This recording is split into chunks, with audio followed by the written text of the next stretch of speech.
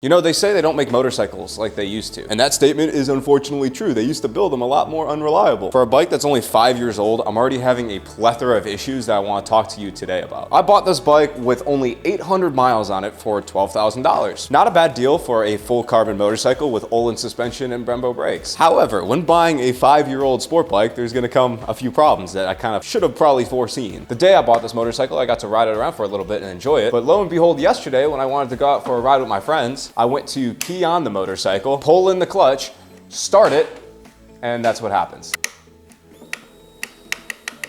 Nothing. If you listen closely, you can hear the fuel pump priming, but clearly the engine sounds like it's seized up and it's not moving. Let's see if I can get this thing off without, shocking me. Try not to lose that bolt down the despair pit of doom. And yeah, dude, after doing a quick little Google search on the good old ChatGPT, usually battery codes are listed right on the battery right there. This is unfortunately the battery from 2020. Unfortunately, it seems the dealership sold me a motorcycle with a 5-year-old battery. No wonder it's not working. Luckily, about $160 later, I got myself a lithium battery. These batteries are usually a lot better at sending voltage to the starter motor and are physically a lot lighter. And I can promise you I'm using a lot more weight compared to this. I kind of put all these pads on it to try to hold it in place. I'm also going to use a generous amount of duct tape to try to hold this thing in there. Do not want this battery coming out while I'm mid-ride. Go ahead, shield that thing in there good, nice and good. Please just get in there. I'm leaving the camera on just in case I light this thing on fire. And at least I proved I'm an idiot. Good boy, good boy. Before we get going, I just want to show you guys, look at the mess that I created trying to get this bike all ready. Because of that battery issue, I really did not trust that the dealership changed the oil from the factory oil change. They said the break-in oil change back when this bike was brand new was done, but if the battery was incorrect and other things on this bike are also incorrect, which I'll get into, I really didn't trust that the oil was done on this bike from the break-in oil change. So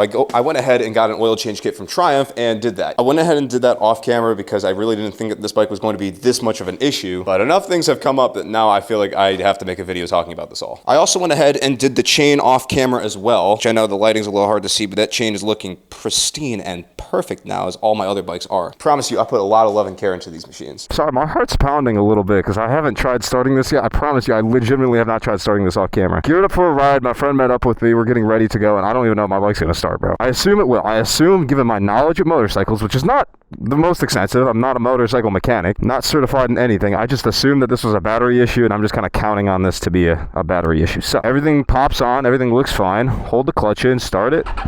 Okay, it was just a battery issue. Alright, that's not where the problem's at with this bike though. I promise you, there's a lot more to talk about. Alright, well I wanted to stop and fill up the fuselage before we get going. Just so introductions are out of the way, just so, me and my audience kind of knows what's going on. This is Kaden. He's one of my friends I ride with on a regular. He just wanted to pop out and hang out with me. So Kaden just graciously just showed me how to read a motorcycle tire. But this is one of the issues. It's a safety issue on this bike and why I'm a little bit concerned about riding it. When I was there, when I was shopping for this bike, when I was kind of asking questions about it, they did tell me that they'd put brand new tires on this bike, or this bike came with brand new tires for whatever reason. I don't know if they were super knowledgeable. I don't know if they did a pre-ride inspection on this bike before letting people test ride it and letting them, take it out and test ride it to see if they want to buy it. But if you guys saw my last video, I was slipping and sliding a lot in that video, and I just attributed it to the tires being cold, or maybe the tires being a little bit older than what the dealership said they were. Yeah, these tires, I gotta check the tire code on these things, because these things are...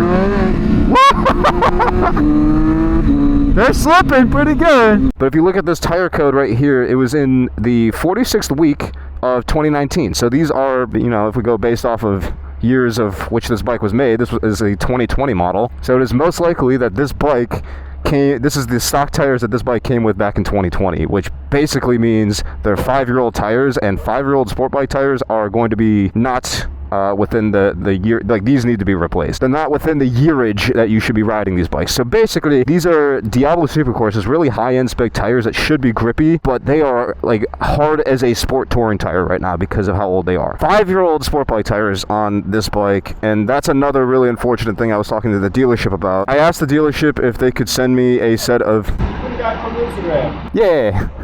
What's going on? I'm doing fantastic. I just bought this bike a couple days ago, so... What's up? That thing's sick, man. Oh, thank you. It's got a lot of problems. I love, yeah. Like those tires are like 5 years old, and I'm like sliding everywhere on the ground. It's great. It's fantastic, but Beautiful bike, though. it's a sick bike. I love it. Ride's great, but it just needs a little bit of tender love and care. But pleasure meeting you. Yeah, nice meeting you too, man. I'm Connor.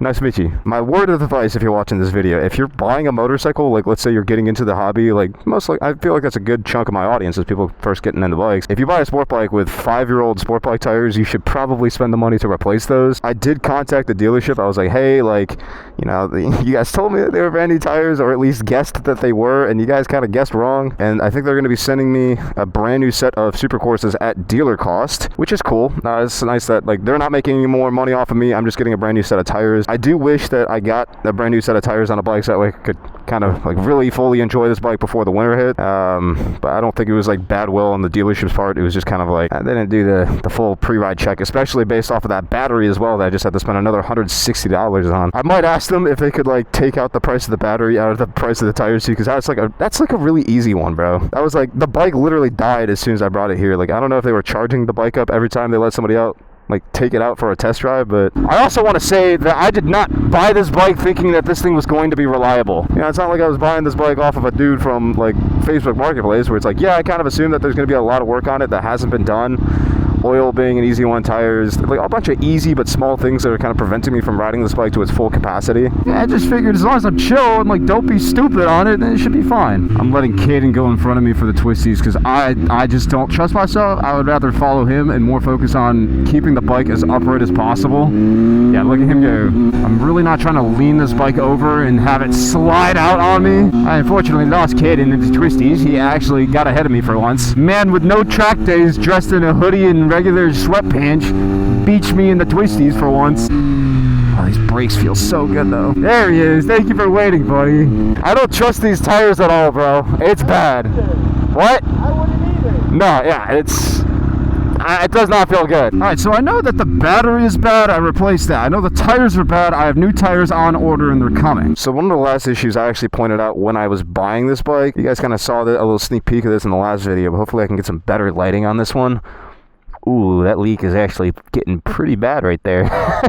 You guys see how it's leaking oil right there? That looks not too good. So the dealership's best guess is when this bike had its first service, which if it did have its first service, this is the best guess of what's going on, is they undid this bolt thinking it was a drain pan bolt for whatever reason, or it had to be done. They undid it and didn't tighten it well enough and possibly ruined that crush bolt, that crush washer that's under it right there. So that's why it's now leaking oil all over my beautiful belly pan. Funny thing is, I actually owned a red 2016 Triumph Daytona 675, and it was leaking from the exact same spot. Now this leak is a little bit more egregious, and I'm a little bit concerned about how much oil it's now dumping all over my beautiful bike. My old 2016 Triumph was leaking, but it was like a small seep over time. Like you could just see it leaking right there. Not a huge deal to me. It wasn't a deal breaker when I was buying this bike. Yes, Kaden. Now Kaden's like, it seems to be leaking oil. Yes. Yeah, I did not buy this bike thinking it was going to be reliable. I owned Triumphs in the past. I know they leak oil. I know they cause problems. I'm not like trying to complain and bitch this entire video. I know what these bikes are. I'm getting into it knowing what it is. It's not like the R6 where it has predictable issues that kind of just,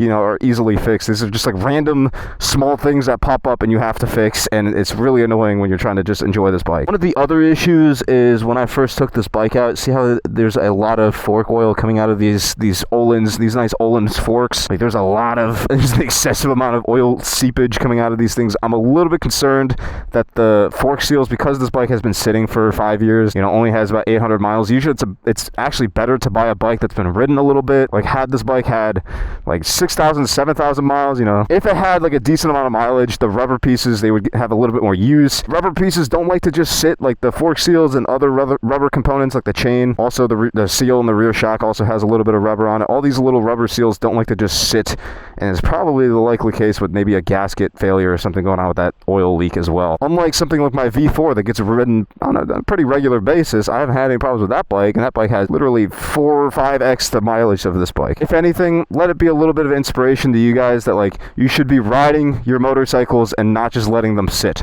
Please, for God's sake. They're all lovely machines that like to be ridden over a long period of time. All right, well, no, bro, your guy's already going. You gotta commit to this point. Yeah, go ahead. Okay.